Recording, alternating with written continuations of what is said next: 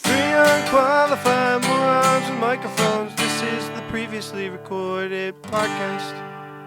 All right, welcome to Previously Recorded. I am your host, RP, as always, and this episode of Previously Recorded is brought to you by Totally Tees. You know, for all your t-shirt needs, contact Jack at Totally Tees.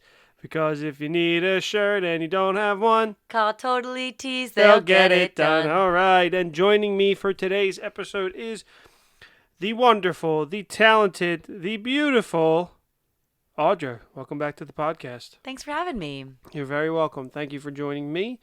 Today's episode is going to be a little different. I talked about on the last episode about kind of just things being really crazy for us here, but still wanting to bring you guys content. So this is going to be a mini episode, in a way mixed with a Gateway Gamers episode as well. So if you are not listening to the Gateway Gamers podcast, this is another way to kind of try and force you to get on board and bring traffic to it. But we covered the Jungle Cruise board game last week, and it was a really good episode. We put a lot of work into it, and we talked about a lot of things before the board game as well that relate to the Jungle Cruise, relate to the Disney parks. So we're going to start here with some news, kind of catch you up to date on what's been going on, what we're looking forward to, and then also give a quick review of the Jungle Cruise movie that we saw over the weekend. I also posted something on our social media pages, but if you haven't seen it, you're going to hear it here. But remember to go follow Previously Recorded on Instagram. That's where we do a lot of our posting and even giveaways. So check us out there. So, Audra, how are you? Good.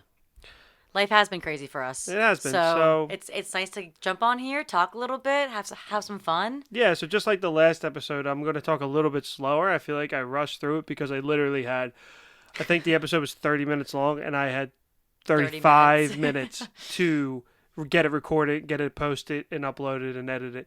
So I want to slow down a little bit here. So I do apologize for last week, and kind of just running through. So if you listen to it, great. If not, go listen to it. It was fine. Yeah. So before we get to that, there was some news. Speaking of the theme park world, today we are recording this on Wednesday, August 4th. Disney announced their Galactic Star Cruiser Star Wars hotel. Whoa. Yeah, it's been in the works for a while, and because I listened to a lot of the theme park stuff, I had known more about it than probably the general public and people listening to this. So I knew it was going to be expensive. How much? However, I didn't expect it to be as expensive as it actually is. So first and foremost, what it is it's a hotel. Is it an on-site hotel? It is an on-site hotel. It is maybe half a mile from Hollywood Studios, but it's an immersive experience. So you go on this. It's basically like a cruise ship is how they thought of it. So you're on this cruise ship and you are living your Star Wars adventure. You have your cabin. You're going to eat there.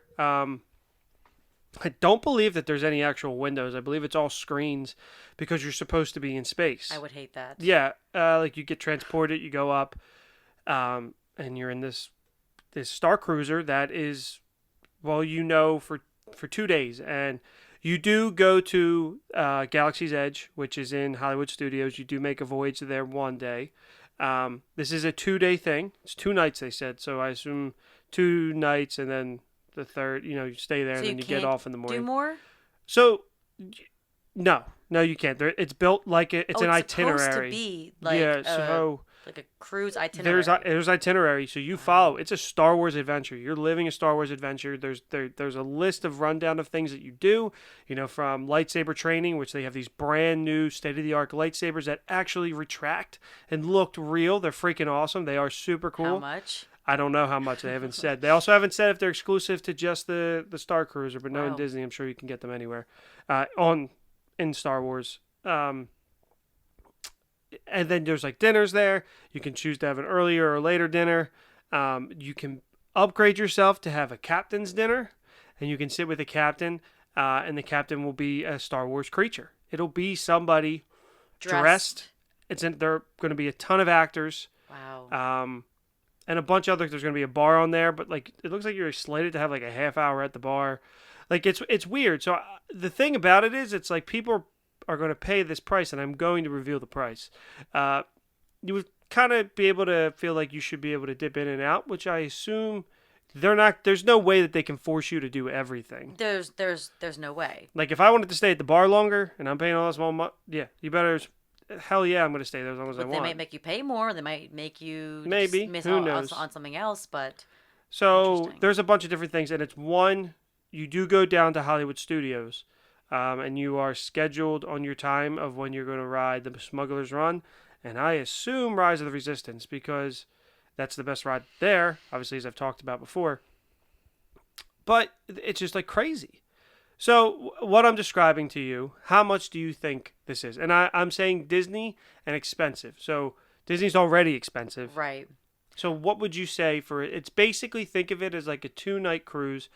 Everything's, and I assume everything's inclusive, like all inclusive. Like once you get on there, your food's taken care of, your drinks are taken care of. There's a possibility that that's not true. But That's a very high possibility it's yeah. not true. So you're saying for a 2-night all immersive hotel, not even with the parks, this is Yeah. just the hotel. And like you're immersed. Well, I assume it just has a price on it. Okay. It hasn't broken it down. But you're immersed into this. It's a story, and you're in the middle of this story. On the Star Wars Per Galactic. person for 2 nights, $1,000 A night or total? total. No. Oh God, don't say each. So the cheapest option that they have is a 2-guest cabin, and it is a total of $4,809, which is broken down to $1,200 per guest per night, and that's the cheapest option for a 2-day. you can't thing. see my face right now, but my mouth just dropped. Yeah, The amount of money you could do with $4,000. you could spend a week at Disney. That's that for right. You could and then you could just get all of the Star Wars stuff within Star Wars. Yeah, that's what I'm saying. I am. 4,000. Has been getting a lot of pushback. Like I'm saying, like a lot of people are joking around saying Daisy Ridley and Adam Driver better be on this damn thing. That's a lot of money. They're getting a lot of pushback. But the thing with Disney, people are going to pay it. And Disney Star Wars. and Star Wars. The people are Yes. going to pay it. The Star Wars fans are, I think, almost more diehard sometimes than Marvel fans. Other way diehard more. That's than what I'm Marvel. saying. Absolutely. So They're the people most will diehard pay this. fan base. People will pay this money. Yep. There's So I no can't doubt. wait to see the vloggers, and I'll live vicariously through them. Mark my words, on the record, I will never pay that. On the record. I will never. That's ridiculous. On the record, Audra won't let him pay that. Yeah, like that is absolutely absurd. But that was the news out of there. But I Wow. guess they need all the money they can get. Now they To gotta. make up for everything. No, I mean they got a lawsuit on their hands with Scarlett Johansson. Like that Nice. segue. Nice. Yeah. Very, very But nice. that's crazy. That's the Galactic Star Cruiser. You can learn more about that. Go check out Carly Wiesel on Twitter. That's where I get most of my stuff like this. She's right on the money. She's great. But yeah, I just had to bring that up because that was crazy, crazy expensive. Anyway, I mentioned the lawsuit with Scarlett Johansson. So for those of you who do not know, Scarlett Johansson has filed a lawsuit with Disney over her earnings that she lost due to them releasing it simultaneously on Disney Plus for Premier Access.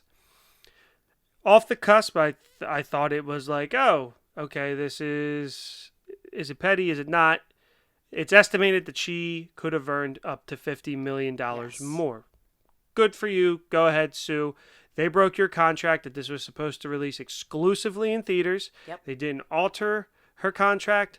They didn't make up for it like what Warner Brothers did with everybody for all the HBO Max. They upfront paid them Right. and said, okay, well, this is what you're owed. It's going on streaming.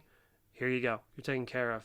And now potentially Cruella star Emma Stone is going to be suing as well because Disney's, that's all profit. I think they have to, I read somewhere that they have to split some of it with something. I don't know if that's like their international Disney Plus, if they share that, because it's called like Star out there, like in Europe and stuff. If it's like some server stuff, I'm not really sure about all that. But more power to her. So Disney responded with calling. A rude ass response. They actually. did have a really rude response, and they took a shot at her character. Yeah. When all she said was that I'm just like owed this money, that's it. And it was black and white. She was owed that money. Wasn't trying to come at Disney even. Just saying, give me my money. Due to the movie not being exclusively in theaters, and as she earned a percentage of the profits, she was owed money. However much, that's left to be determined based on how well the movie would have done. So, like I said, she took matters in her own hands and filed a lawsuit that I believe she will win or get settled out of court. But Disney to have this response that during the COVID-19 pandemic, this and this and that, a company that, as much as I love Disney, has been very ruthless in the COVID-19, especially with their theme park employees, cutting them off. They really have not been too kind about anything towards their employees or really in their theme parks. I mean, we've talked about it with all this money they've lost. They've become super money hungry people. Absolutely. Everything's about money to them. Yep. And I think that comes from the top with Bob Chapek, who I do not like at all. And on the record, I am changing his name to Bob Paycheck. Got him. There you go. Coin the phrase here. Take it. But former CEO Bob Iger, who Chapek took over for and is still on the board until December, is pissed off at him, allegedly. Apparently, another Disney source came out and said that's not true. And Kevin Feige, head of Marvel Studios, who urged them to not release this in theaters, to not release this on streaming, only in theaters, is furious as well that this was not handled internally, that they didn't just pay Scarlett and get it over with because they have the money. Clearly. And Scarlett, who has been with them forever, who was an executive producer on this film as well, is owed the money. And then what kind of precedent does this set for working with Marvel Studios and working with Disney? I'll be curious to see how this goes. Guarantee you it gets settled out of court and she's given her money because she does kind of have a relationship with them. She is attached to be a producer and potentially star in the Twilight Zone Tower of Terror, or not Twilight Zone, I apologize, just Tower of Terror reboot, which I do talk about in the Gateway Gamers podcast a little bit. But I'm curious to see how this plays out. And I think you're right that this might set a precedent for people moving forward, that if you're not owed the money, you'll get sued. I don't think Disney is a monstrosity company. Relax. They are a monopoly. Relax. I'm serious. They do really good with the characters. I'm fine that Marvel's under their belt. Mm. But that's also what I've been hearing is that this is a precedent. This sets a precedent for going forward with streaming and potentially even opening up the Pandora's box for old shows that are streamed. Like, is there a residual for when shows are on TV, their actors get paid for when the reruns are showed. What about streaming? Like, this opens up and not just on Disney Plus. It could be Netflix. Yeah, that's what I'm saying. HBO Anywhere. Max, everywhere now. Yeah, that's so good for you, Scarlett Johansson. So good for you. That's why Disney is fighting so hard, right? Because this is the first of potentially many. I don't think that a show rerun on a streaming service deserves it because, like, when it's on TV, they get money for the advertisements. Right. But we also are paying the one. I don't know. It gets a little sticky. It gets very sticky, and I think some of the newer contracts may start to include that residuals on that. But that's the current 411 on the Scarlett Johansson lawsuit. So we'll be curious to see how this plays out. But we're on her side. They should have just handled the money. Fight the power. But I also am for keeping movies off of streaming. We are big theater people. Huge theater advocates. We saw Black Widow in theater. I did twice. Yeah. And we went and saw Jungle Cruise in theaters as well. We went and saw even just a rerun of Star Wars just to get back into theaters. Just to get back into theaters because we are big moviegoers. And speaking of big moviegoers and some fears with cinema, the Venom trailer released this week. And this is my last bit of news. Just to kind of piggyback off of the last episode I have about the Spider-Man trailer. The Venom trailer released this week. Venom, Let There Be Carnage. It was a pretty sweet trailer. This movie has a release date of September 24th. At the end of the trailer, instead of having the release date, which is a month away, it said that coming this fall. And that started to get people a little scared. that is Venom going to get pushed back? Is Spider-Man going to get pushed back? Because we still have nothing from freaking Spider-Man. And I listened to a podcast today where they said, don't be worried. I still think that movie's going to come out on time. We still think Spider-Man's going to come out on time. But this is maybe more for their international markets, where in India, their theaters are still closed. And even though their COVID cases are going down, their cinemas are closed for at least August. So they may have to bump some of these films. But that necessarily doesn't affect the U.S. Market. And, maybe Venom does get moved and Spider-Man doesn't, because I think they can coexist without having to. But if Spider-Man gets moved, then Doctor Strange has to get moved, and some of the shows have to get moved, and so on and so forth. Unless Disney and Sony come to an agreement, because Sony doesn't have a streaming service. They are strictly theaters. So they are very, very dependent on the movie theater chains. And that's why one of the reasons why I love to go to show, okay, we're ready to go back to theaters. Here. If I got to wear a mask, I'll wear a mask. I don't care. I want to see these movies in theaters. Shang-Chi's coming up in September. It's how they should be shown. Exactly. Big movies like this. Big movie. And so Spider-Man has the potential to be, Endgame level box office, maybe not to that level, but maybe, $1.5 billion. But that was also the box office of the past. Like, things are different, and we may need to start thinking. I've been waiting kind of for the shoe to fall and for things to get back to normal. And we've seen that with Fast and Furious, opening weekends, Fast and Furious, Black Widow. Things are starting to get somewhat back to normal, but then the second weeks people aren't going back to the theater. And you can throw in for Black Widow the premiere access, but Fast and Furious had the same percentage drop off as Black Widow, and that wasn't on any streaming service. Right. Also, Black Widow was the most pirated movie of the year. So, it's just, I don't know. I think, and this podcast was called Phase Zero, and they were talking about it for about 10 to 15 minutes. Just that we have to be ready. These studios are not going to stop. We just have to start preparing, and maybe maybe budgets are not as big as they once were, which is fine. The practical effects and less CGI is always better, in my opinion. But sometimes, things what you gotta have to do. But yeah, the future of the movies is up in the air. Who knows? But I'm just hoping that everything stays on track. Venom comes out when it's supposed to. Spider-Man comes out when it's supposed to. We get a fucking trailer some point soon. I'm thinking at this point, if it's not August 10th, it's going to be August 23rd, which is when Sony's is going to have 3 hours at CinemaCon, and there's got to be some fucking footage from this movie. Please, Sony, for my sanity, give it to RP. He needs it. But it's just interesting because they also talked about Black Widow using all of their marketing budget before the pandemic, and then it not really having a great promotional run before the film came out because they used up all their budget, and Sony hasn't used a goddamn ounce of it for Spider-Man. So I'll be curious to see, but we're going to be there opening weekend, opening night, just we were for the Jungle Cruise.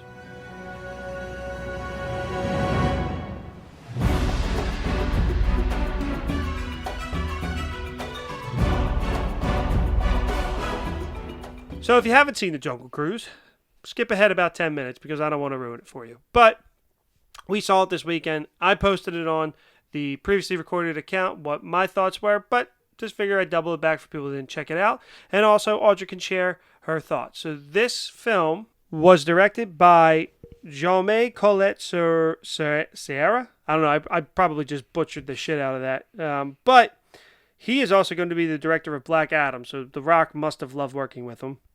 And it starred The Rock, Dwayne Johnson, and Emily Blunt as Lily Houghton and Frank the Skipper.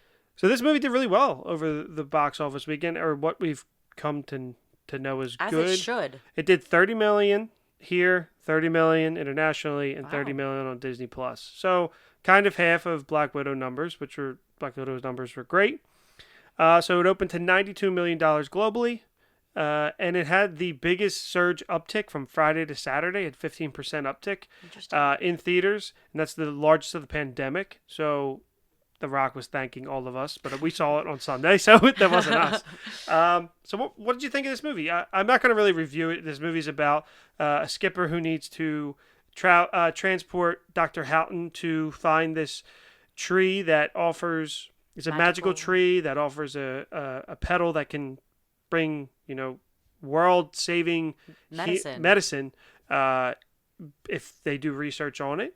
Right. But then it also turns out that there's a spell associated with it. And the bad guys were entrapped, and if they get so far from the water, the jungle ropes them back in, and they were trapped and turned to stone. And they were pretty cool bad guys. They had a very Pirates of the Caribbean-esque. It was a very magic-heavy movie that I don't necessarily think I was ready for. Yes. Great point. But yeah, so the movie starts off pretty good. I really liked the first act, to getting to know these characters. What did you think? I really was surprised with this movie because, well, first of all, going in, I was like, Emily Blunt and The Rock. There's no better duo out there, so I was pumped just to see them in action. She's a badass from the get go. A better duo than Emily Blunt and her own husband. Better. Wow. Okay. She was a badass. She would like from the get go. She was like the first 10 minutes, she's kicking ass and like fighting 10 men off, and I'm like, this is amazing. Yeah. It a very Indiana Jones feel. Yes, I mean, once again, it felt very, but it also felt like very Pirates of the Caribbean with what's her face. Oh yeah, Keira Knightley in the kind of fighting off the pirates. Like Lily was fighting off the members of C, which they don't fucking say, which is Society of Explorers and Adventurers, which is a very Disney theme parks lore that they were setting up. That probably 1 out of every 500 people that saw the movie knew. Didn't even know that. It's a very convoluted podcast. The Ride did an episode on it, and I was even lost. It's very convoluted, but it kind of interweaves everything together. Like Trader Joe was introduced in this. Not Trader Joe, Trader Sam. Jesus Christ. Trader Sam, which is a restaurant in Disneyland, right next to the Jungle Cruise.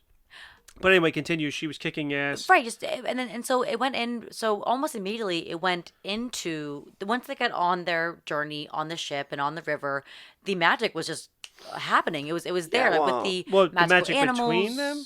Oh. Yes, yeah. Very much so, actually. The magic took some time to get there. Well, you saw the magical animals about staring into the eyes. You'll get nightmares. That was very early on, and then, right. Yeah. I forgot about that. All in all, I was like, it was such a lighthearted, silly action movie. It was very silly. It was, which I think is how it was supposed to be, because as anyone who knows Jungle Cruise, the ride, it's a silly, jokey ride. And the only thing it had in common was that it was silly and some of the jokes, which I don't know how. He gave tons of puns. I know, tons of puns, but that's the ride. He gave all the best ones. And his performance delivery, don't know if I loved it. I like the skippers better when you see them, and you can go see what that's like if you go to the ride or check out behind the attraction on Disney+. I thought he did a really good job, but he was very just The Rock. Yes. And I wanted more of somebody not like kind of getting into the character and not just playing it straight like the lines as they should. Yes. I wanted The Rock, as how you say it in Gateway Gamers, explaining Jungle Cruise. Oh, the opening of... Up aboard! Yeah. No, God, can you imagine a whole movie? You guys will see what I mean once you listen to the second half of this episode. He just, like, I want it not like a Johnny Depp, because it was lacking that Johnny Depp Jack Sparrow character. It was very much trying to be the next Pirates of the Caribbean, which apparently this movie was like in development for like years, with Tim Allen and Tom Hanks supposed to be in it. I don't know how true that is. Never heard that. It could be absolute bullshit, but it just lacked that. It lacked something. But with what The Rock lacked, I think Emily Blunt really brought up, because she was so. I thought she was so funny and just fun to like watch, and she. Yeah, no, the movie was fun, and I'm not saying they paid The Rock to be The Rock. Oh yeah, that's what he was. He's doing what he does, and I don't know. I just thought that this character. It's also like he's just freaking jacked and like just. I don't know. So bold. He is. I absolutely love The Rock and everything he does, and that was the main reason why I wanted to see this movie. Not only because he promoted the shit out of it, and I was like, okay, and then I was like, oh shit, like we got to see this movie. But I genuinely love The Rock, and like speaking of The Rock, like Fast and Furious, him not being in it definitely took away something from the movie. But I enjoyed this film. Yeah. I don't think I need to rewatch it. Really? I'm You know not what's going to funny? buy it. I'm not going to buy it. You know what's funny? I mean, that's a lot coming from me. That is, I would watch this again. I think because I love original scripts. I swear there's no movies out there anymore are originals. This isn't necessarily original. Not original. There's no other prequel or sequel Well, or it's loosely based off an IP, and that's yeah, very loosely. It's just the backdrop. It's just but it's very similar to Pirates of the Caribbean. But I liked this because it was more my speed of silliness, not as much action. Which it wasn't as serious as Pirates of the Caribbean. I love Pirates. The first Pirates of the Caribbean is awesome. Yeah. That's interesting. The first one's awesome. But it's very silly. It's very fun. It's very lighthearted. It's a great family movie. I also loved how they added a nice romance touch to it. See, I didn't think it needed that. I think actually it did. Had no interest in that whatsoever. I think it took away. I think they absolutely could have just been buddies. No, I was waiting for that. I wanted that. Why? Why? Because you were the same person that praised the Kylo Ren and Rey kiss. Yeah. And that was the worst kiss, like one of the worst on-screen kiss. I'm a sap. Whatever. I'm done. I'm done with that. But I'm glad that you liked it. It kept you entertained. Underrated character, the brother. The brother was good. Good. He was meant to be the comic relief. There was also a cool aspect of his character that I really liked that they did. That's important to see on the screen with representation. It was really cool. But yeah, I like this. If I had to give it a 3.5 out of 5 stars, which is 70 out of 100. If it's that's what it literally. That's the math. Yes. But like there were problems with it. I felt that in the middle it got a little slow. Yes. I thought the backdrop was a little. The CGI backdrop, I think the CGI wasn't necessarily great. The leopard jaguar. Oh, he was bad. He was bad, and I would have preferred another character over this animal. Like the character, the animal is a character, but I would have preferred a live action, like another person on board the crew, like to help them. Little boy that was on the like dock. if he would have joined, I think that would have been good. But Jesse Plemons was great. I also think they had. I really liked the magical element of the bad guys and like how they were, like their story, the connection in the past that ties everything together was actually very unexpected. I was caught off guard by that. Again, I will say that this is a spoiler, so The Rock had hair at one point, and they should never do that again. It was bad. It was bad. Yikes. But this isn't an exciting world. I enjoy magical things, like the fantasy aspects. All the Pirates of the Caribbean, especially towards the later end, they got more fantasy, and I like that. The last one went a little bit too far, but I like these cool things. Like, dude, fuck it. Who cares? It's a fun family movie or summer block. I said it's exactly what a summer blockbuster should be. Yeah. It's fun. It's silly. It's every element you want. It has action. It has the romance. It's silly. It doesn't take itself too seriously. No. And it's a good popcorn flick. Yeah. Like, and I like the world that they built. Like, I want to see a sequel. I want to see where this can go. Yeah. I want this to be the next Pirates. Like, I want this to be, and it helps that I love the characters. I love The Rock. I love Emily Blunt, and I want more Paul Giamatti. Oh, poor. He was in it for like 5 minutes. Barely in it, but he was like, but he definitely starred. He did. He never fails. That was so good. Cool. But yeah, I enjoyed it.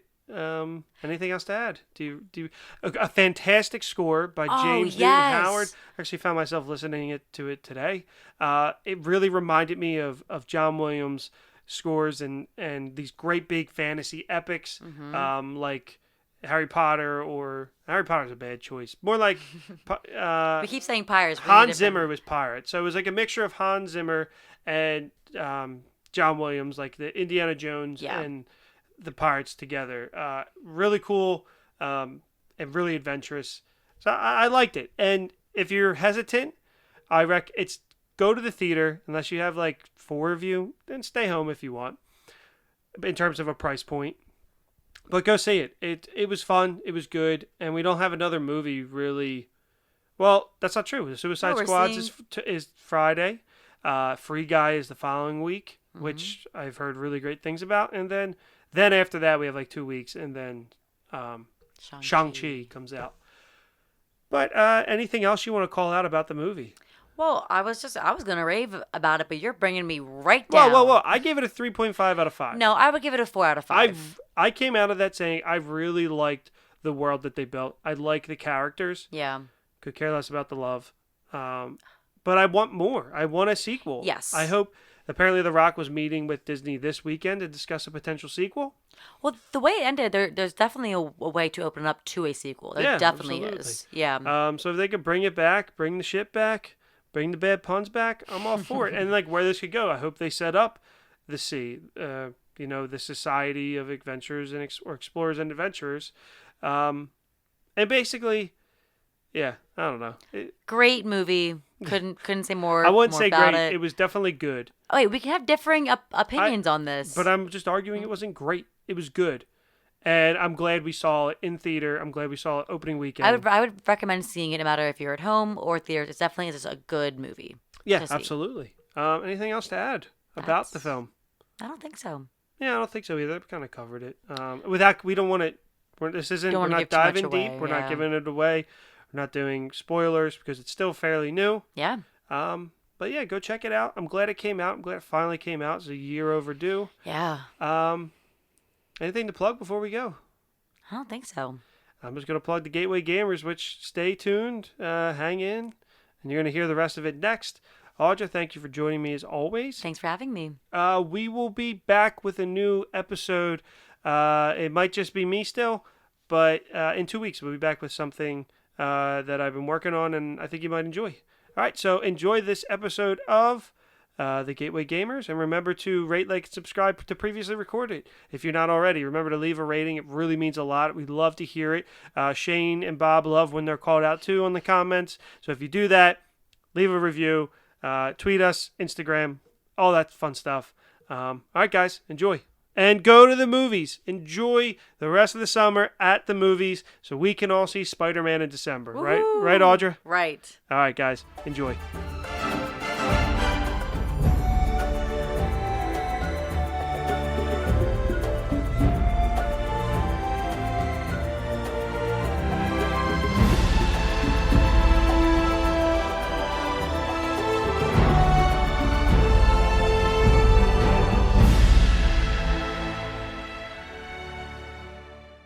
We're too unqualified, morons playing tabletop. This is the Gateway Gamers podcast. Hi, welcome to the Gateway Gamers podcast. I'm Brian. And I'm RP. And this is a podcast where a veteran like me introduces the world of gaming to a noob. Like me.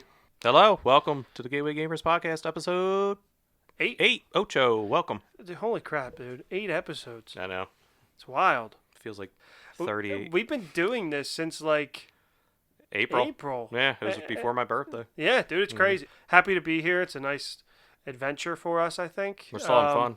Yeah, no, it really is. It's just like we're just on this ride, this adventure ride, just like the Jungle Cruise. Oh, getting right into it. As you can see from today's title, we're going to talk about the Jungle Cruise game. But before we get into that, how are you? I'm good. Yeah. Yeah. I saw a segue that. No, you took and ran with it. I'm into it. I had to. Yes. So today's episode's going to, just like kind of our last episode, is going to be a little different. This is the first game that I'm bringing to the table to coincide directly with the film's release, which is today. So go buy it on Disney Plus or go to theaters, as we talked about before. Whatever you think is worth it financially, go see it. Yep. So who doesn't want to see The Rock and Emily Blunt? I will watch The Rock and anything. Anytime they cast The Rock, I'm just like, all right, I'm in. Like, he's just, I know it's just not like, oh, here he is again, but Dwayne Johnson, as I know him personally, it's just like a nice dude. Like, he just seems, I follow him on Instagram, I follow his stuff. He just seems like a genuine guy, where at first I was like, oh, here we go, another wrestler. Like, but he broke out, and he might be one of my top 5 like movie stars at this point, because he's literally Arnold Schwarzenegger. I think he's more likable too. He doesn't do I think he could do like an Oscar movie. Like I think he pulled up. But I mean, it's hard size. because he is a giant lumbering man. But he just does like not to be like kind of not judge a book by its cover, but like Dave Bautista wants to be taken as a more serious actor. Like they asked him if he would do Fast and Furious, and he was like, "No, I'll pass." And he wants to be taken as a more serious actor, which is great. That's awesome. Mm-hmm. You know, if he has a passion, I want him to be the best actor in the world. But it's just like, you know, you typically don't, and it's stereotype, I guess, but you typically don't see these big, bulky guys winning Academy Awards for leading a Best Picture drama because I think some of it is it's hard to relate to. Like they're hard to cast. Like it's hard to like, all right, we have this, you know, indie drama featuring The Rock. Yeah. Like, I mean, they both did their family movies. Like The Rock had The Tooth Fairy, and what was the football one where he had a daughter? Plan, and he did, you know, Race to Witch Mountain. He did a bunch of stuff for Disney. And then Dave Bautista did the one with the little girl. Yeah, the spy movie. Yeah, I mean, you got to go down that route. But again, like these aren't Oscar movies because even in those movies, The Rock was a football player, and Dave Bautista was a super spy action star. Like they're big guys. Like he was in Bond, the one Spectre, and he was a big villain, but also had like more serious dialogue. And it was just weird seeing like Batista. It's not that he was bad. A giant guy in a suit. Yeah, exactly. I can't see it. Like he's in Army of the Dead, which I've watched parts of, and it's a more dramatic role. So I think that's probably his lane, like action, but add a little bit of actual acting to it and stuff. And I think The Rock could, but The Rock is very much The Rock. Yeah, I think he enjoys the lane he's in. I think he's enjoying these. He's got it. Everybody else enjoys them. I've never heard someone say, now especially, that they dislike The Rock. Yeah, like, just keep doing their skyscrapers. Keep doing your giant. What is that? The giant animals fighting each other. Rampage. Yeah, do it. I don't care. I'll watch it. Based off a video game. I haven't seen that one, but I did see San Andreas. I saw parts of it. It was good. I heard Skyscraper was one of like the worst movies ever. But it probably made money. Yeah, it was fine. I watched it. I turned my brain off and I turned on The Rock and I was in. That's what I'm doing with that new Chris Pratt movie, kind of just turning my Tomorrow brain War off. But you know, he's probably one of the most bankable stars in Hollywood. So naturally, he's in the new franchise from Disney with Emily Blunt. I think another. Fantastic. She's a great actress. Fantastic. I don't know if she's bankable, but like everybody loves her. She has a great off-screen presence, just like The Rock. And she seems down to earth. I will say though, and this was interesting to see. So everybody on the press tour for Quiet Place 2 kept asking her if she was cast in Fantastic Four. Or if she'd want to be, and she eventually was just like, "No, stop asking me." Yeah. She's like, "Everybody keeps asking me that." Marvel. Cast. She's like, "I don't want to be in those movies. That's just not for me. I'm not saying it's below me. Not." And I was like, "Great, you know what you want to do. There's nothing wrong with that." And I'm sure if they came at her, she'd be in it. Like they always say that. They're like, I don't want to do that. And they want her and John Krasinski. Like fans want her and John Krasinski. Her husband, John Krasinski. Which doesn't mean fans should get what they want, as we've seen with WandaVision and stuff. But Cumberbatch was a dream cast for a long time, and he became Doctor Strange. I mean, it does happen. Yeah, it does. I can't really think of anything else because a lot of the iconic ones were. Well, Samuel Jackson was kind of like he was already in the Ultimates comic. Oh, they were drawing them. So. Yeah, like just two super bankable, super down to earth. Like that response she gave to the reporter is a normal person reaction. It wasn't this, like you never know. I like to see that. It's like, no, stop asking me. I want nothing to do with it. Who else is in Jungle Cruise? Anyone else? Nobody that I know. And I know it's gonna be mean. I can't think of his name. Shockingly, no Kevin Hart. They call him Fat Damon, but that's not his name. He looks like Matt Damon. Oh. I don't know. It's Kirsten Dunst's husband. Oh, really? I don't know. But Paul Giamatti's in the movie. Oh, great. Another great actor. You know what? I'm into this. I'm into this movie. Seeing the trailer, which I don't know if you want to look up. I'm going to look up the actor's name because I don't want to disrespect him. Yeah. I saw the first trailer like a year ago or a year and a half at this point, when it was originally supposed to come out, and I was into it. I was like, cool, because I loved Pirates of the Caribbean, the movies, and they started to get bad, but I still like them. I like the characters. I like the concept of taking a ride and turning it into a movie, because some of these rides do have like a cool backstory. Did you find the person? Yeah. Who was Jesse Plemons? Let me see. You just Google Fat Damon, he comes up. Oh, yeah, and yeah, I yeah, feel yeah. He's awful. the bad guy. It's not... I didn't come up with that name. I know it's not, but that's... You got to post... When we post this episode, yes, he's got to be in there. That's literally... If you Google Fat Damon, he comes up. And it's that's mean funny. because he's not even that fat, but he looks just like Matt Damon. He does. No, he does. Yeah, that's Kirsten Dunst's husband as well. And I think there's a couple other people in it. But I'm digging the vibe of the movie. Pirates of the Caribbean. Like, I hate to compare it, but that's the vibe I'm getting, and that's not a bad vibe. No. First Pirates of the Caribbean is fantastic. Second one was really good. A lot of people love it. I like all three as a trilogy. So do I. Yeah. I like 4 a lot. People don't like 4. Which one is 4? Blackbeard? Yes. I like 4 as well. Yeah, I thought it was... The Fountain of Youth. Yeah. I thought it was cool. Yeah. And then 5, I enjoyed the bad guy, but a lot of people hated it. Yeah. And it was kind of a soft reboot because Orlando Bloom was in the end. I like the vibe. Like, their poster is like old, what are like the old action movies, like painted like Star Wars and Indiana Jones. Like, they're trying to go for that old like action vibe where I'm hoping. The problem with a lot of Disney newer live action movies that are not Marvel or Star Wars is that they're over CGI'd and the CGI looks bad. Like, not the Jungle Book and not like Lion King, but like the live action Alice in Wonderland. Well, that second movie was a mess. I like that first one. The second one's horrible. I know you're talking about that because like there's the Nutcracker and the Four Realms. Like they over CGI everything, and this one does look to the second trailer. There was like a jaguar in the trailer, weird. and it just like can't you just use the same technology from like which I guess they're still working on. It's not a finished product. It should be at this point. It was delayed.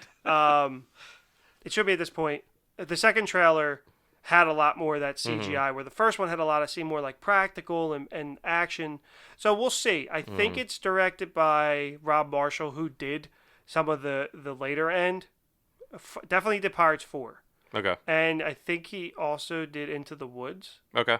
Disney hasn't had a bankable franchise really in their live action since for something they own. Pirates of the Caribbean. Because Star Wars and that's what I'm saying. Marvel, like no Marvel, no Star Wars, no Pixar, and not their animation. Like their live action movies. I can't think of like the last live action movie they did. It was Pirates, yeah. It has to be Pirates of the Caribbean. Because they were banking on Nutcracker. They were banking on... gave that a chance on Disney Plus. I watched it. It was whatever. I thought it was intrigued me in the beginning because they get all the same thing. It's always a young person who's super creative. And then there's always, their parents are into something, and then there's this fantasy aspect of it. And it just didn't hit with... I can't think of like another one that they did offhand, but I guess they're just not memorable. No, Disney is extremely hit or miss. Yeah, they are extremely hit or miss, and like the biggest thing is like they do bank on these other IPs. If it's not their animation, like their animation has been stellar. I think they're in their like kind of maybe their best, one of the better generations in a while, but their live action, like they can't find like a good... I don't know what's going on. Yeah. Like, their animation has probably not really missed. Like, the middle, early 2000s did. Like, I love Treasure Planet, but commercially it just didn't hit. Like, I think maybe besides from Pirates of the Caribbean, the last, like, live-action success they had was The Muppets. And it's not something they own. Yeah. So I don't know. I think they're still kind of looking, but they just throw all this money... And because they have other things that are going to make it up. So I think this is their attempt to really solidify a new franchise. They got bankable actors. Like, even though Emily Blunt was in the Mary Poppins sequel, which again wasn't financially successful, I think she's great. Yeah, I think she's fantastic. A great choice. So they've done this. They did Pirates, they did the Haunted Mansion, which was a huge flop, and now they're getting ready to do Tower of Terror with Scarlett Johansson. Yeah, I heard about that. Which the rumor is she's definitely attached to it, either to produce or also star in it. So I'm not sure where she lies, but like, what do you think Wasn't that already an episode? Like, isn't that ride based off an episode of Twilight Zone, or am I wrong? Yeah, so there's also this other thing in the theme park world that has been talked around, that they're tired of paying for the rights to Twilight Zone. Oh, so they're working around. Okay. Yeah, so all right. They have the Guardians in California, and then Tokyo Sea or Hong Kong, they have another, it's not Twilight Zone, because Asian culture doesn't like ghosts. The way that we do. So it's something different, and I think something different else. But so this is their workaround. If they make a movie based on their ride, they can then kind of retheme it and not have to pay for the rights. They would swap out Twilight Zone and just be Tower of Terror. It could be Tower of Terror. They, I don't know in terms of trademark, but they did, because they did a TV movie on it. Yeah, I remember. With who was in that? The guy Gutenberg? Was it Gutenberg in that? Yeah. So this is probably their solution. That's a really good workaround, though, because isn't Taylor Swift doing that as well? Isn't she re-recording? Yes. So she owns it all. And so she owns it. That's such a good idea, though. Like, what an easy workaround. I applaud you, Disney. Yeah. That is really smart. Like, why not? Like, all right, let's do a movie about this ride. And they can juice up the Jungle Cruise as well, which they are, and they said they're waiting for the movie to hit to see if they want, because they recently made changes to the ride. Are you familiar with the ride at all? Yes. So I used to go to Disney with my family like every 2 years until about like 2001. I think the last time I was there had to be 2008 maybe. Okay. So that's whatever changes were them. That's where the era it was. Yeah, I enjoy this ride. I think it's a nice, easy ride. It's not anything crazy, but it is one of those nostalgia rides. Yeah.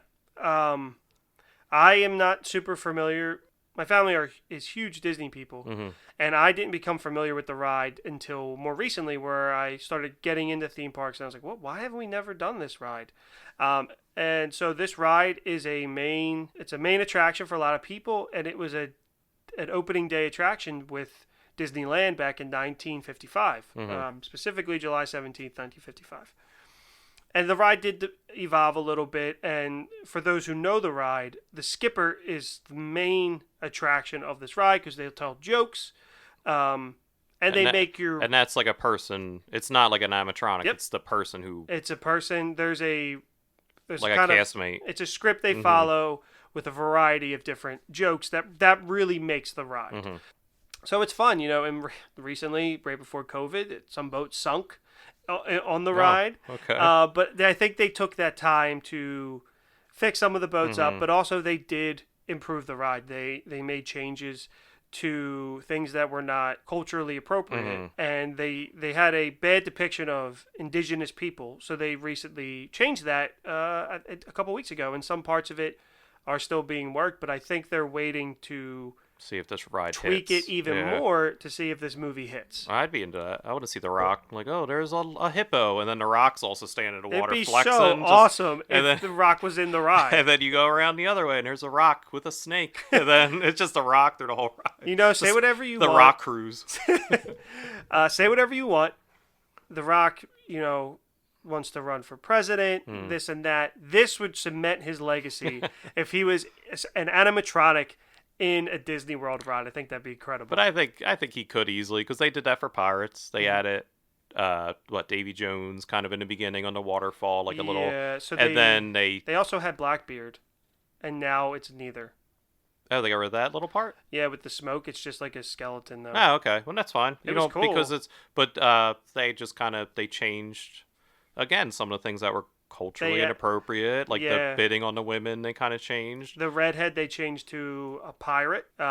We want the redhead. Shift your cargo, dearie. Show 'em your larboard side. We want the redhead. They changed her from to a pirate, and they changed the dialogue, which they're doing a reboot of Pirates with Margot Robbie, who will be playing that pirate. Oh, okay, that's interesting. And I know they added Jack throughout the thing, which is fine. Like, it's not... I love that character. It didn't...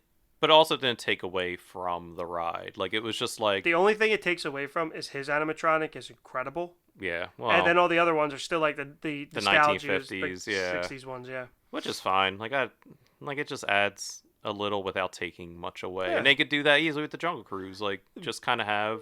All attractions need that little pick-me-up facelift for a lot of things. So you are familiar with Disney World.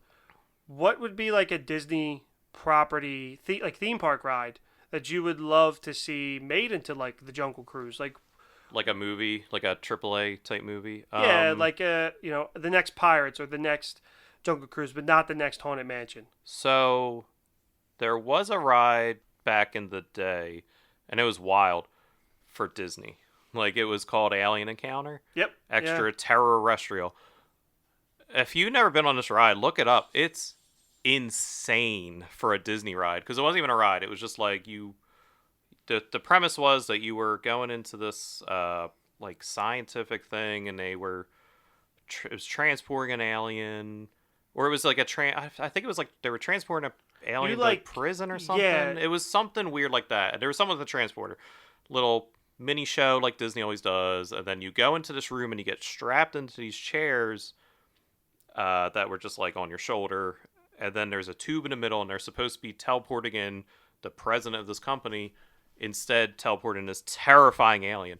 So I was like in 5th grade, and I was just like, what is happening? So then the lights go out, and the alien escapes in this room, and it's jumping all around. Disney owns Alien, like the franchise now. Just go off that. Bring it back. Make a extraterrestrial movie. I'm too young for that, because I was never there for that. It became Stitch. It did become Stitch, Yeah, so because I it was too terrifying. did do that, but I recently learned about that. Not recently, but I've been listening to we talked about it here before, Podcast The Ride. They did a whole episode on it. Oh, okay. And they talked about just how terrifying it was. It didn't make sense. And it's that crazy Michael Eisner era of Disney where they were just doing crazy stuff. But they did change it into Stitch. Same premise, same thing. Yeah, he got out and burped. And he burps, he Chili farts, dogs and on he you, jumps yeah. on you. And people didn't like it. And it Yeah. became seasonal. And once a ride becomes seasonal, it's over. Yeah. So it's now closed. But that's but it was the same mechanics, basically. that's my movie. Just That's what you want? make a scary. Starring who? The Rock? Yeah. Starring The Rock, Steve Guttenberg. Sigourney Weaver? Nah, that's too on the nose. Daniel Radcliffe and Jaleel White. There you Steve go. Urkel. All I right, need there you Jaleel go. White back. Okay. All right. That's pretty hefty. You thought you put me on the spot. You I did. came prepared. The one I'm kind of surprised about. Now I'm not sure. This might be it. I am just kind of surprised there's no Space Mountain movie. Like just It's send tough. it like I an think it's- Apollo 13. Yeah, I think it's tough because it really doesn't have a story. I think Mission That's true. Space would almost.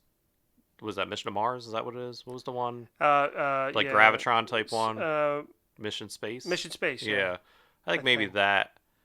But I know what you're saying, like more day one, Yeah. like Or Disney attraction. Or give me the Carousel of Progress as a movie Yeah. starring. That's your Oscar movie. Enchanted Room. Dead Chantique That'd Room be is fun. Cool. Maybe Big Thunder Mountain. Like that could easily translate. That could absolutely easily. You got a Runaway Train movie, Western. I don't know. I'm thinking strictly in the Magic Kingdom. I'm trying to think workarounds now. They can do what's the Aerosmith one? Oh, Rock and Roller Coaster. Make a rock and roller coaster movie and then just get rid of Aerosmith. They just need to update that anyway. Just... They do. That ride's still great. Hop on! Yeah, I think because everything there is already. If it's not a movie like based thing, they've made it IP driven. So I'm gonna go with Big Thunder Mountain. Like they could do some sort of like wild action adventure, maybe a Lone Ranger type movie, but just better. But that sort of thing. As soon as they make these movies, they can make board games about them. They could. So they very could. Runaway, Big Thunder Mountain could very easily be a game like this. Get Prospero Hall on it. Yeah, in the Splash works, Mountain. and there is a Haunted Mansion game too that we have not played. But yeah, I would probably say Big Thunder Mountain. Okay. Starring, as always, Robert Downey Jr. and Chris Evans put the band back together. Okay. And then who's the girl? Who's the damsel? girl is Michelle Rodriguez Oh, I'm surprised. from Fast and Furious. All right. I love her. I thought you'd immediately just go Emma Watson. No, I should. I gotta keep things out of the box, I already 2 in the box with them 2. My damsel in distress would be The Rock. So, actually, what would be cool to see Chris Hemsworth and Chris Evans, and Chris Pratt and Chris Pine. Like they are just like the 4 Chris's. the Chris's, like the 4 conductors, and then like Michelle Rodriguez is fine, and then it's like, and then The Rock is a bad guy. Like Murder on the Orient Express. The Rock's the bad guy. But it's Big Thunder Mountain. Get crazy with it. Get weird. But CGI. CGI, all of it, like Disney. But this game, The Jungle Cruise, is pretty wild in itself. There's some real fun aspects to it. Now, is the game based on the ride or the movie? So it's based on the ride. Okay. Fully, more so the Disneyland version from just the board itself. Okay. This is a game released June 1st of last year, which the movie was supposed to come out like July 1st, so kind of to coincide, but also not really. Okay. So it was released by Ravensburger and Prospero Hall, are 2 of our favorites. Wow, 2 in a row. Yeah, Hall. I know. So it MSRP's for $45. Yikes. Which is a steep price, but you can find it anywhere for around $30 to, if you get it during the deal, $20, which I did. You can buy a special one from the Disney site, which is $45. That just, I think the only difference is the box looks more like a crate, which is a theme throughout the game because it is just like the ride. Okay. So for the first time ever, back of the box. There you go. I get to do the back of the box segment. It says, attention skippers, wanted. Family seeks experienced skipper for safe, speedy voyage along perilous Jungle River to Jungle Navigation Company headquarters. Esteemed company owner Alberta Falls will announce one of the 4 families as temporary company caretakers before going on sabbatical, and we're in the running. Since we might be your future bosses, if you keep us on board, we'll do the same for you. Skipper must guarantee arrival of cargo and passengers, preferably in one piece. And it says, can you keep your passengers and cargo safe from jungle dangers? Find clues about which families have fallen out of Alberta's favor along the way. The skipper who finishes with the most valuable freight of travelers and cargoes will win a cruise back home. It's not easy, is it? That's the back of the box. So, you want to go play? Yeah, absolutely. Let's go play.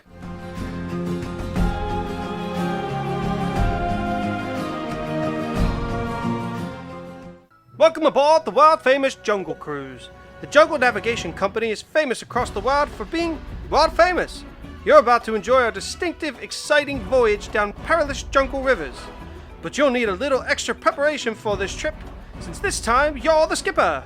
You'll be captain, river guide, cruise director, snake charmer, lion tamer, and possibly even swimming instructor for an intrepid group of travelers. You might say to yourself, I've never skipped a boat before. Who would be crazy enough to come aboard? 12 strangers and eccentric explorers from around the world are about to embark on a journey to Jungle Navigation Company headquarters. There I, Alberta Falls, await your arrival. I've spent my entire life in the jungle, and while I love it, I'm looking to take some much-needed time off. To fill in during my absence, I've decided to temporarily bestow the company on one of the 4 famous families that helped my grandfather establish it. The Nile, Cruise, Temple, and Lions. As the skipper, you'll be paid for each individual you transport and each cargo delivery that you make. Keep an eye out as you stare through the jungle. You may find clues about which families I've chosen to inherit the company. Or you may spot a lost passenger in the jungle who needs saving. The skipper who finishes with the most valuable freight of treasures and travelers will win another trip aboard the exciting, world-famous Jungle Cruise. Yours truly, Alberta Falls.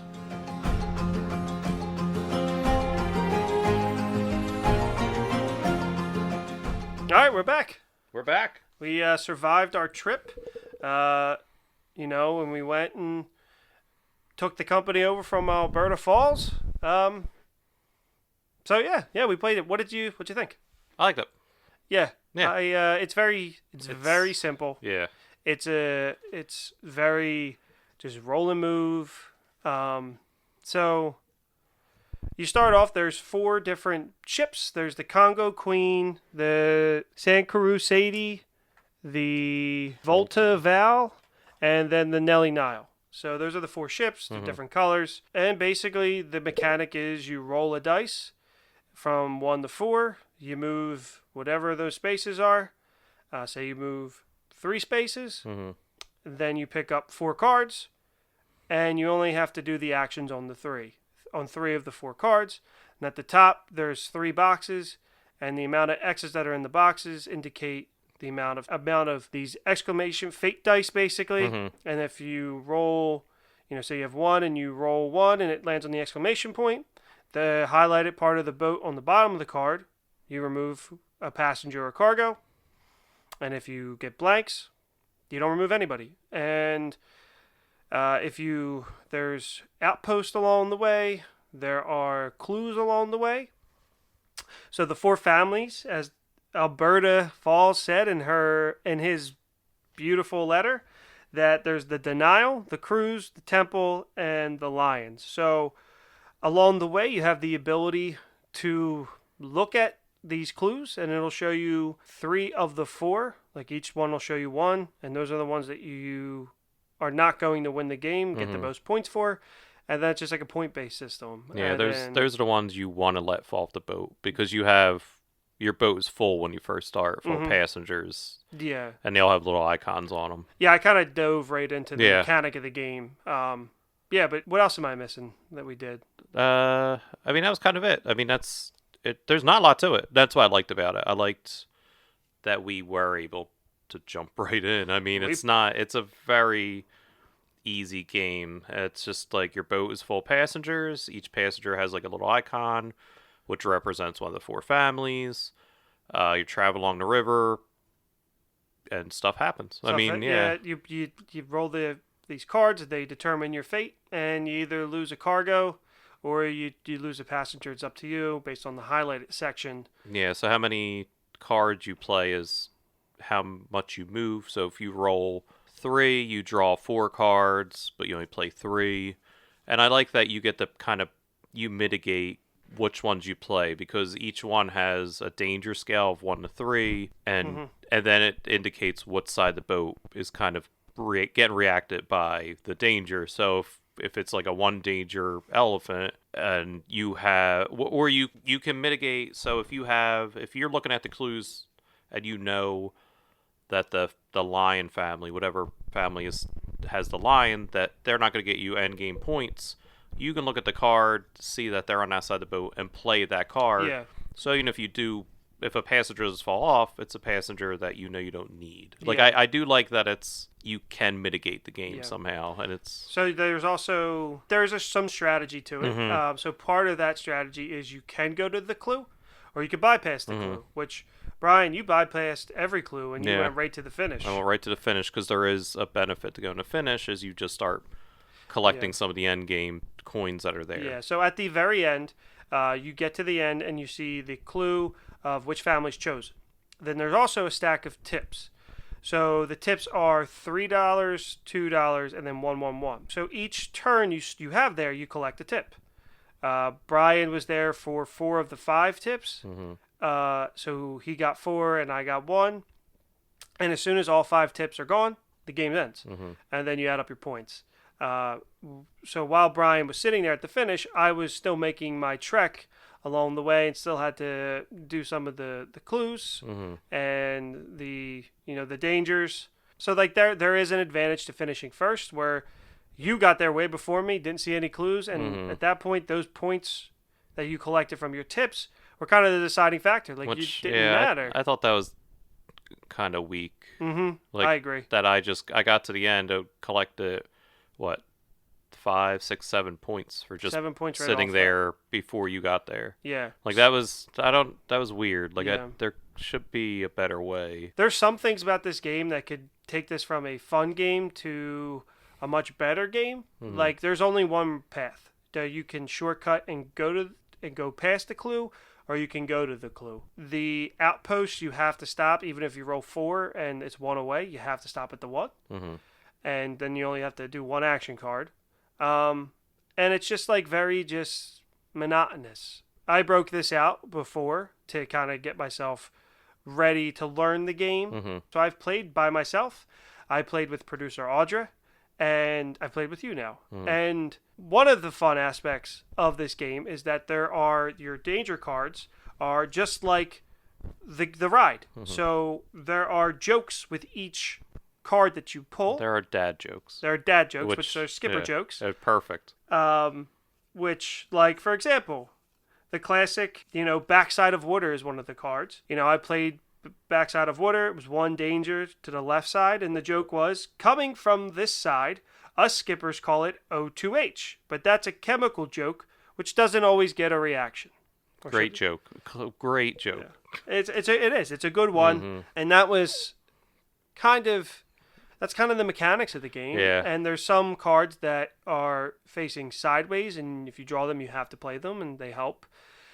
And then on a turn where you stop in the middle and you don't go to an outpost or you don't go to a clue, you pick up a lost and found, which is either a cargo, which there's 3 different cargoes, and if you have a set, you get more points at the end, or there's a lost passenger token, and then each skipper gets a specialty card that can help you. If I used my warning flare chip, which allows me to re-roll once per set, and it reloads at the outpost.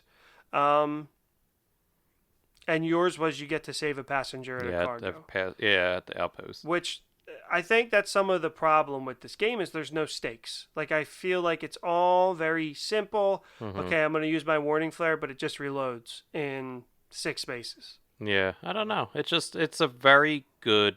This is a family game. Yeah. Like, I can't see a bunch of adults kind of sitting around. I mean, the jokes are fine, but also, we talked about in last episode, replayability. There's not much here. No. So that's what I was getting to when I played it with producer Audra. It was like to be fair, it was after I worked out. It was like a Tuesday night, but we played, and I just couldn't wait to be done. Like, I was like, okay, it's fine. I'm glad I got this on Prime Day. It was $20.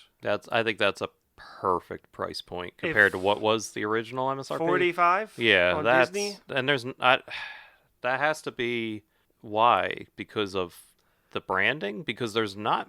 I mean, the quality of everything in here is great, but it's just chits and 4 boats. The dice are cool. The dice are the best part. Yeah, I think, the dice are really cool. So yeah, the stuff inside is nice, but I feel like this game could be better. I don't want to sound like a parent, but I expected more from Prospero Hall and Ravensburger in terms of their collaboration and the way they output product. It needed to be marketed more as a kids game. I don't know how you do that exactly, because you can't just be like, oh, Disney has kiddie stuff, because Villainous is not a kids game, but this plays more like a kids game. I can see. I mean, it's ages 8 and up. Okay, but that's still never I need to figure out what the aging is. Yeah. But that's never indicative of how a game is played. Because this game, I could see this. I could sit around my nephew and he'll laugh at the jokes, especially if I'm doing the voices and it's fun, but it's good for families. It's good for kids. And I said if you have people who like Disney or just want an easy game, if you're having friends over, it's easy to play this game, have conversation, because you don't got to pay attention what's going on. Yeah. So just to go over quickly the scoring at the end. So when you get to the end and you say, okay, well, for us it was the Temple family was the winning family. So each person with a Temple symbol on them got 5 points. And then everybody else got 3 points. So it's really only a 2-point difference. That's why I said there's really was another weird one too. Competitive, large competitive advantage. And then if you have a set of cargo, it's 10 points. Each individual's 1, and then the points. But yeah, it was okay. Yeah. I didn't love it. I didn't hate it. With the right audience.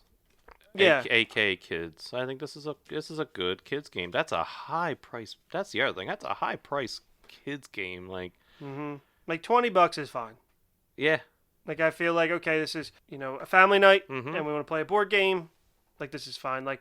I probably could see myself playing this with Audra and her family. I feel like her mom would like this game. Yeah. And it's not hard, it's not complicated. There's no competitiveness to it. There's no take that. That's the other thing that's kind of missing. I can't throw a stick of dynamite on your boat. Exactly. Or something weird. I can't shoot the flare onto your boat. That would be awesome, because that would be all right, I'm going to gives you a reason other than the end game to keep up with the points. Now there is, if you were to play this with 4 people, at each outpost there's only 3 outpost cargo. So that would be the only advantage of getting there first. The last one doesn't get something. But in the end, if you don't have a set, it's just 1 point. Yeah. So I can tell you're very whatever about this. I feel the same way. So I don't hate it. Yeah. I'm not going to say that I hate this game. I'm not going to tell people not to buy it. But I have very mixed feelings because of the price point. Like, we're a year, and it could be because the movie's coming out, but we're at over a year this game's been out, and it's still... I haven't heard anyone who plays it. I don't know anyone. I haven't seen on Instagram. I haven't seen... It's ranked in the thousands on Amazon, but it's still $30. $35 before Prime Day. It was $34.99. Yeah, even I feel like it's a Target for like $35, $40. Target was $29. So on sale. Okay, then like that was just even $29 though. That's not. I did not want to pay. I kept waiting and waiting for the price to drop. Yeah. But yeah, man, it's unfortunate. Yeah, it is unfortunate. I think this might be the first, like, besides Smash Up, like the first one. Well, Smash Up was for me. I know you love Smash Up. But you played Smash Up again. You were fine with it. I was fine. That's true. Yeah, this is definitely like one. I don't even want to I don't even want to play this again. No. Like, at least with the Funfair, we were kind of flip-floppy. But I played it again. This one, like, I have no interest. Like, which again, it bums me out because I love the IP. I love the designers, but it's just not for me. So I know they have the Haunted Mansion game. So I'm curious to see if that's the same thing. Mm-hmm. But that one was significantly cheaper too. You got that for like $15, right? Like 20. Yeah. Yeah, okay. But I think even the initial MSRP wasn't that expensive. Yeah. Like 45. Like for what? I know. Exactly. I know. People don't talk about it. If I could return it, I would. The good thing is it looks nice on a shelf. Mm-hmm. But this is going on in the closet. Yeah. The game closet. Yeah, and production that's the thing. The production's top notch. Mm-hmm. It's nothing against the production level. It's just mechanic. It's roll and move. Boring. Just it's a boring mechanic. Basic set collection with weird point system. If the cards didn't have jokes, it would be the driest game in the world. It would be. It would not be. I think that the jokes save it a little bit. Again, with the audience. Yeah, if you're with a bunch of adults and you're just like, read it. Like, yeah. This secluded elephant pool has never before been seen by civilized man. And looking at everyone on this boat, it still hasn't. And with like a bunch of grown people around, they're gonna be like, I mean, it'll get a laugh out of me. Yeah. That was genuine. Oh, we laughed when we did played laugh it. when we play. But again, replayability. I'm not gonna laugh when I hear that again. Exactly. So exactly. Kid though. That's it. That's the biggest thing. The replayability is down. So we'll probably play it again when your kid turns 6 or 7. Maybe. I'll brush the dust off. You'll give it to him. Yeah, be like, here is an ancient relic. Right here, so we covered this. Yeah. On episode 8. So I just, from the great Alberta Falls, I was expecting more. Mm-hmm. Yeah, this is probably the first game I don't recommend. Yeah, I know. Price point. If you're a family looking for it, there's better family games out there. Better family games for the price, but if especially. You're interested in the Jungle Cruise movie, you love Disney, then maybe when it's on sale. But I'm not going to say I recommend it. No. And that's shocking because we like everything else that this company makes. And it's our first game that we're kicking. Yeah. All right. Well, and you want to get into what's next? I don't want to live anymore. We can kind of move on. All right, so I got some news I kind of wanted to bring to you. So, I know you don't know much about Magic the Gathering, right? Like the card game Magic. I only know about it because of our good friends Duke and like all of them at at Capes and Cows Comics and Collectibles in Ben Salem. Mm-hmm. They are big Magic people. Yeah, that's about it. I know it's a card game. Mm-hmm. For all I know it's kind of like the design aspect of it is like a Lord of the Rings type of fantasy, like that. It's like grittier. Okay, so it's perfect you said that mm-hmm. because they're doing something different where they're doing I think it's called like Universe Beyond. So the story of Magic the Gathering is, because it actually has a story, is that there's these people called planeswalkers and they can walk in between universes. So that's how Magic gets away with kind of having different themes. So because right now, I think the theme for Magic is like Norse mythology. Oh, really? Yeah. Oh, so okay, it's a lot of like Asgardian stuff. They did like fairy tale stuff before, where it's like literally Hansel and Gretel. Are they doing like a collaboration? So and then they recently announced this Universe Beyond, and they're doing Dungeons and Dragons, Warhammer 4K, and Lord of the Rings. Wow. So I think when either this episode airs or sometime this summer, the Dungeons and Dragons one's coming out, and it looks cool. Like it looks very different than kind of what they've done before. It takes characters and monsters from Dungeons and Dragons, which is another IP you and I don't necessarily know.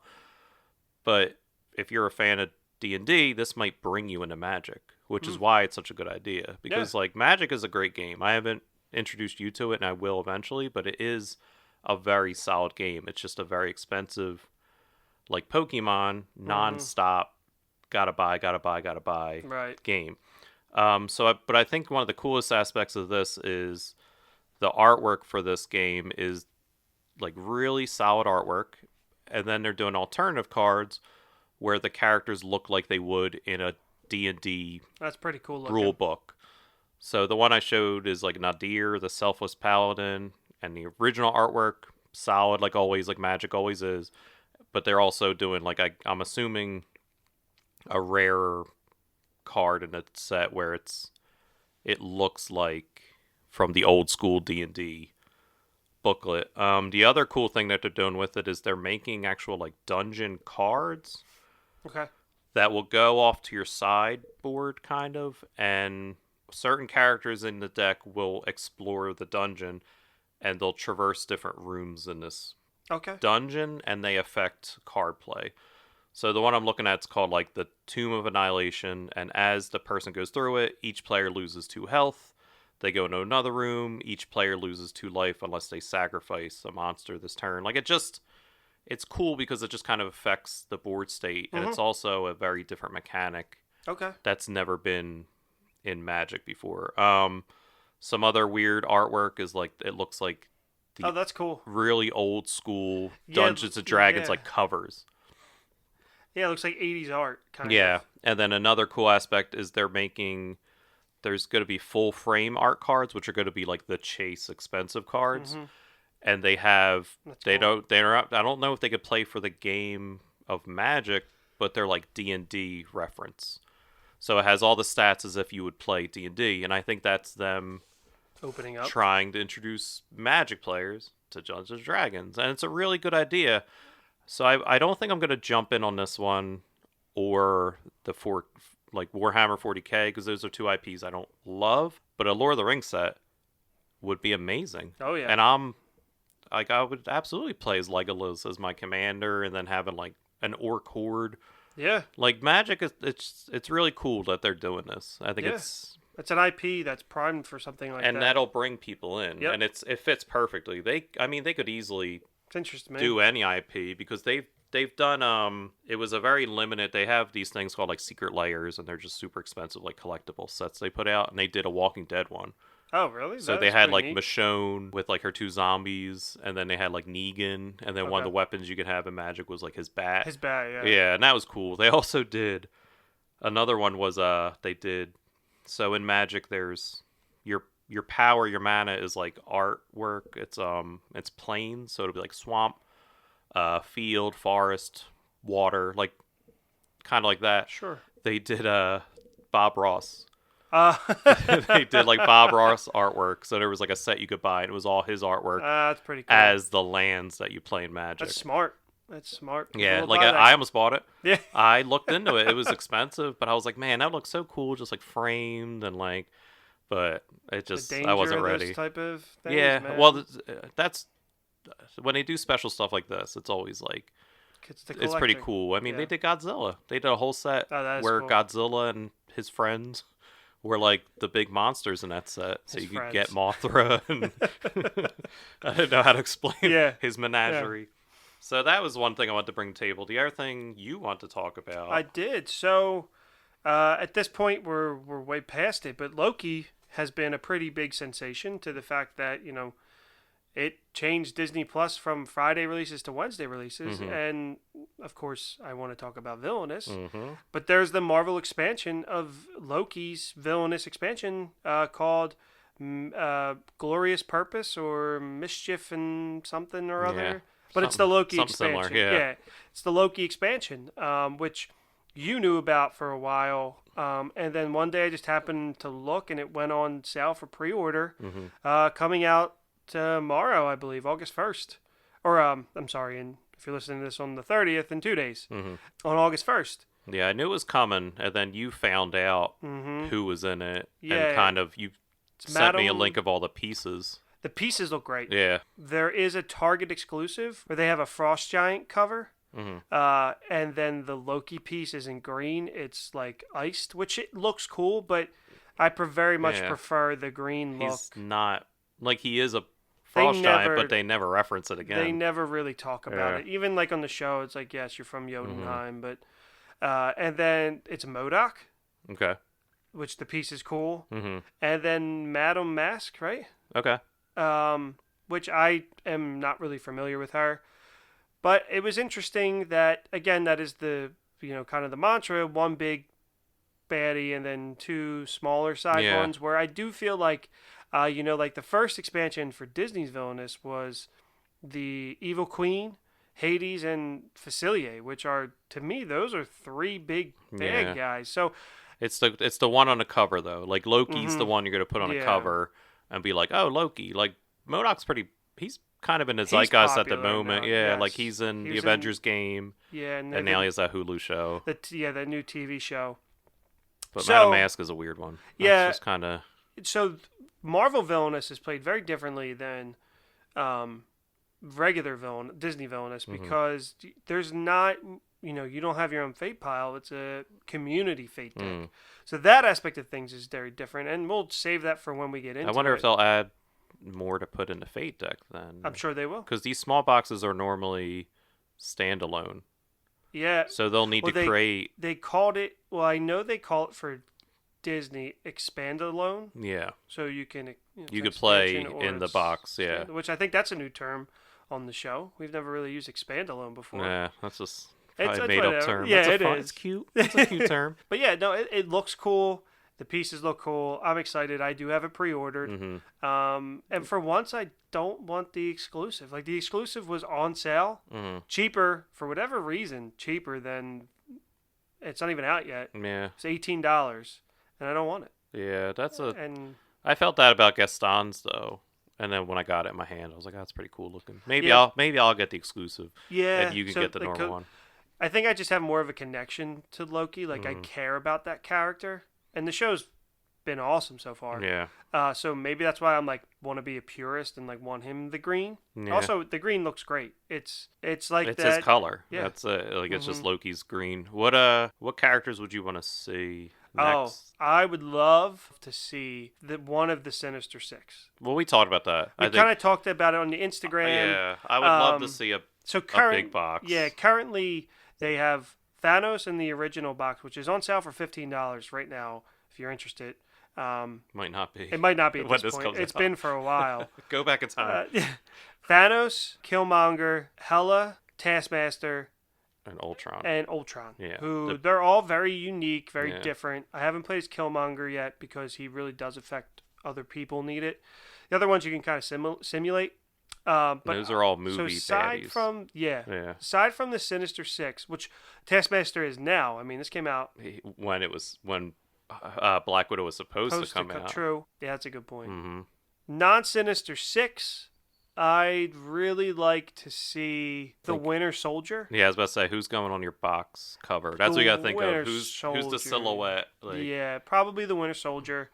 Ronan wouldn't be bad. There's not many MCU villains that get me like really excited, except for obviously like the big ones. Most of them in that box. Yeah, you'd have to probably bring Ronan. Like Dormammu would be cool. Yeah, because I love Doctor Strange. It's that's what I'm trying to think of. If you do like a Ronan, then you can start bringing in the Guardians. Yeah. Into the Fate pile.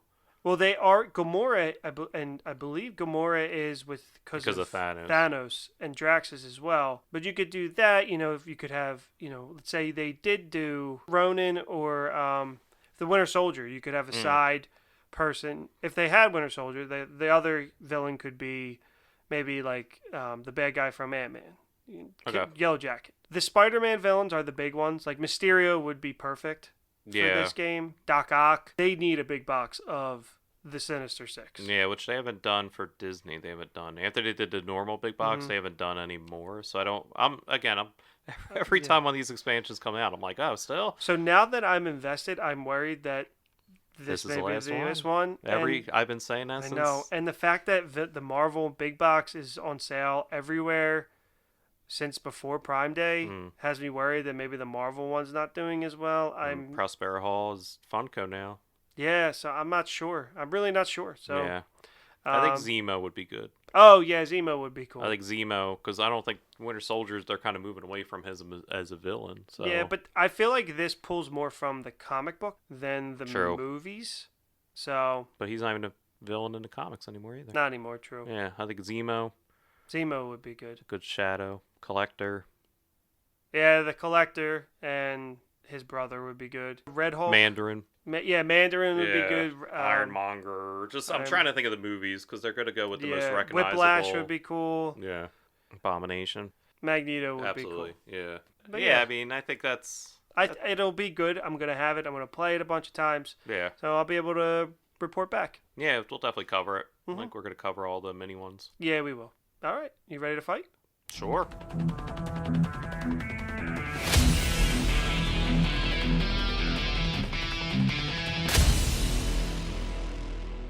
Alright, it's Super Fight. You guys know drill by now. It's episode 8. Basic card game by Skybound Games. Great game for just parties and drinking and hanging out with your friends and arguing if you like arguing. You draw 2 cards, which are your fighters, and then you draw 4 cards from another deck that's their advantage or disadvantage. They each get 2. So we have a French Bulldog and the Devil. So just from that, who wins? The Bulldog. Okay, there we go. All right, let me shuffle up these. The French Bulldog gets killed by water. Okay. So he's the alien from M. Night Shyamalan's Signs movie, and is rabid. Okay. It's fair for a dog. The Devil is wearing a scuba suit and armed with a harpoon gun. Well, he's perfect. If he's in a harpoon gun, he's ready for water. That dog's dying so quick. All right, so I swear, these are random. And he's wearing a scuba suit with a harpoon gun. Like these are random. He's made. You're sitting across from me. I know, they are very random. I draw them. And you shuffled them. These are not predetermined. Yep. So how this worked out. So the Devil, who is wearing scuba suits and a typically water-based weapon, ready to fight a bulldog who is killed by water and is rabid. There's nothing except aside from the water, a rabid bulldog is something that people can encounter from day to day. The Devil. The Devil. Yeah, that was easy. We're redoing this. Round 2. All right, here's our second round. That one was so odd. Just easy. All right, so I'm drawing 2. We got a vampire and Google. I guess the whole company. Yeah, everybody. Who runs Google? I don't know. No, that guy. Oh, it's a community at this point, I think. The vampire has a sonic scream and can turn into any vehicle. Okay. And Google is wearing rocket power roller skates and a jetpack. The vampire can turn into either of those forms, trick him, and kill him. What is Google? It's just a cup. I'm just like... So the building? Is it the building? Is it the Google building? I don't know. Is it just everyone? The browser? Anybody who uses Google? Yeah. They weaponize Google. So who's the main CEO of Google? All right, Sundar Pichai. But it doesn't say CEO of Google. It just says Google. So it's the whole company of Google. Everybody. Versus one vampire who could turn to any vehicle and has a sonic screen. All right, well, just from... And everyone working at Google has rocket power roller skates and a jetpack. Well, here's the thing. Everybody at Google, they are a very great company, so people do have late hours there. Mm-hmm. Which benefits the vampire who cannot be out in the sunlight just because he's a vampire. Okay. But the majority of people will not be there at night. So is he fighting half a company at that point? I'm opening up a can of worms here. Just Google. What kind of card is that? Yeah, I don't know. That's a strange one. All right, there we go. I don't know who was that because I'm dumbfounded. We'll leave that up for the Suits of Washington. Google. Yeah, this one I'm just leaving for the audience. Whatever the audience you guys says. can figure it out. I think it's the last super fight. Maybe we'll have a new shtick next time. Yeah, maybe. All right. Well, thanks for listening.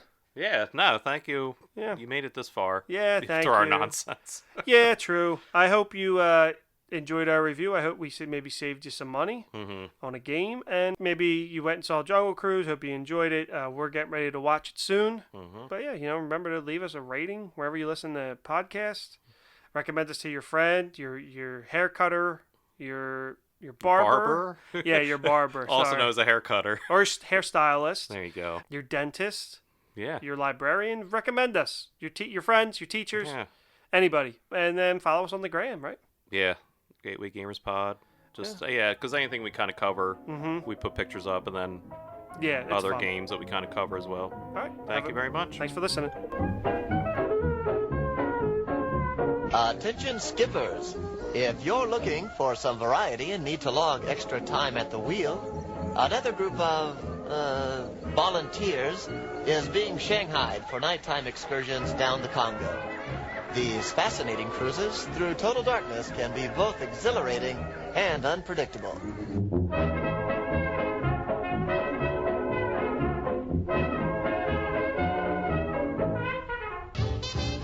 Equatorial Expeditions presents The Route of the Lost Queen. 2- and 3-week journeys are available on a first-come-you-must-go basis. Interested parties should contact ILB Fair at the Office of the Interior.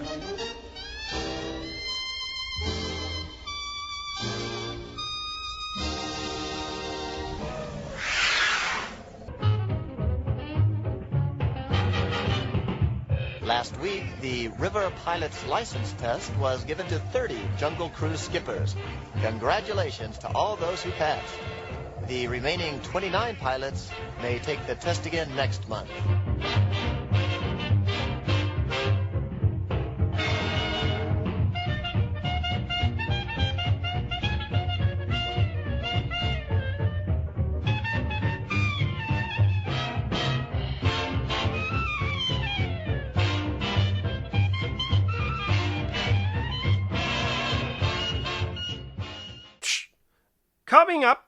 Coming up on the rear is the bathing pool.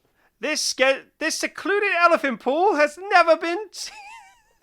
Cut. No, you can't just go. It won't work. I was just gonna come over.